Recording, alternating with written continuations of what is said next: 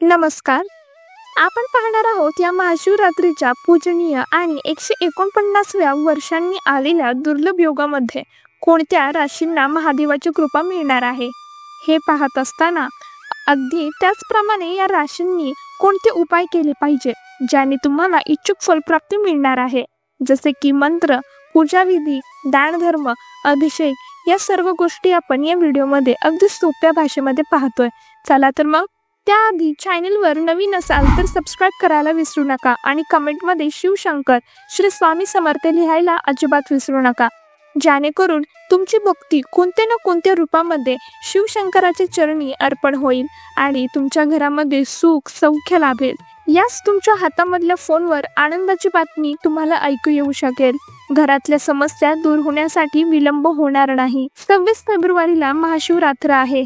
हा दिन मेष राशीतील चंद्र व कुंभ राशीतील सूर्य यांच्या संयोगात येताना दिसत आहे.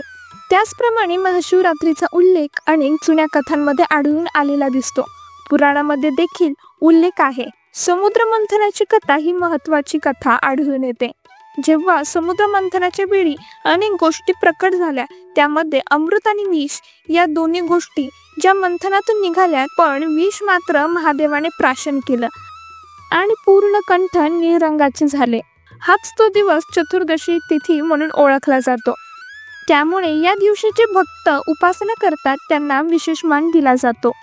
आता आपण पाहणार आहोत कोणत्या त्या राशी आहेत ज्यावर महादेवाची कृपा जास्त असेल व त्यांच्यासाठी उपाय, अभिषेक देखील काय असणार आहेत हे पाहूयात. त्याआधी कमेंटमध्ये नीलकंठ महादेव लिहा, जेणेकरून आपली भक्तिभाव हा महादेवापर्यंत पोहोचेल. व चॅनलला सबस्क्राईब करायला अजिबात विसरू नका. पहिली रास मेष रास. ही रास फार पराक्रमी व शुभ आहे असे महादेव म्हणतात. मेष राशीच्या जातकांनी अतिविशेष काळजी घ्यायची आहे, जेणेकरून महादेव नाराज होणार नाहीत. खोटं बोलणे टाळावे, असत्य बोलू नये, बोलण्यामध्ये पारदर्शकता असायला हवी. वयोवृद्ध व्यक्तींचा सांभाळ करणे फार गरजेचे आहे. वादविवाद टाळायला हवा. लोभाचे धनी बनू नका, आग्रही बनू नका. प्रत्येक बाबतीत शांत आणि सौम्य भाषेमध्येच बोला. अहंकारी बनू नका.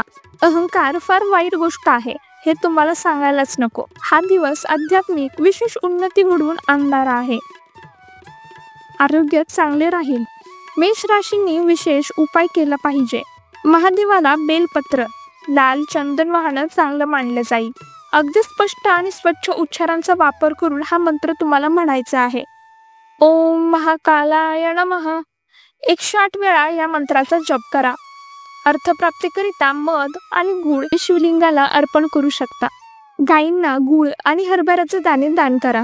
हे उपाय तुम्ही केले तर महादेवाची विशेष कृपा तुमच्यावर राहणार आहे. दुसरी रास म्हणजे वृषभ रास. वृषभ रास ही एकदा ठरवलं म्हणजे ती गोष्ट करायचीच, यामध्ये मोडत असते. वृषभ राशीचे चिन्ह देखील बैलच आहे, जो भगवान महादेवाचं वाहन आहे, ज्याला आपण नंदी म्हणतो.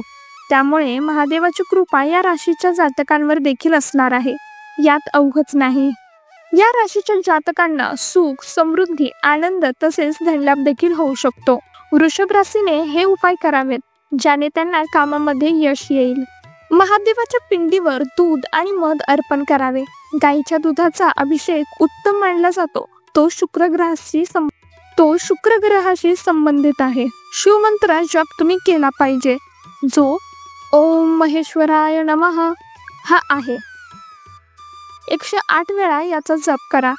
तुमच्या वैवाहिक जीवनामधला इडापिडा टळेल. भांडणी क्लेश कमी होतील. गरीब आणि गरजू लोकांना दान केल्याने पुण्य आणि सौख्य लाभते. त्यामुळे वस्त्रे तेही पांढऱ्या रंगाचे आणि साखरेचे दान आणि प्रसाद स्वरूपात करावे, ज्याने महादेवाची कृपा राहते. या सर्व दानाने मानसिक आणि शारीरिक आरोग्यामध्ये सुधारणा होते. तिसरी रास तुळ रास. तुळ राशीचे जातक हे फार न्यायप्रिय असतात. ते नेहमी समतोल राखण्याचा प्रयत्न करत असतात. तुला राशीचे शुक्र हे स्वामी आहेत, ज्याने चांगले कपडे आणि सौंदर्य हाच त्यांचा व्यक्तिमत्व समजला जातो. बोलताना वाणीमध्ये अगदी मधुरता असते. पण कधी असे प्रसंग सामोरे येतात ज्याने मानसिक त्रास देखील उद्भवतो. त्यामुळे तुम्ही महाशिवरात्रीसाठी काही प्रयोग करा, ज्याने तुमचे मन स्थिर स्थावर होईल, नकारात्मकता बाहेर पडेल आणि एकदम कणखरपणे तुम्ही तुमचे मत मांडू शकता.